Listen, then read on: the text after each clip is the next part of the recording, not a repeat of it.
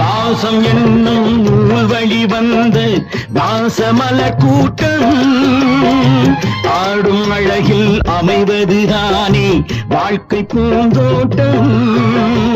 பாசம் என்னும் நூல் வழி வந்த வாசமலர் கூட்டம் ஆடும் அழகில் அமைவதுதானே வாழ்க்கை பூந்தோட்டம்.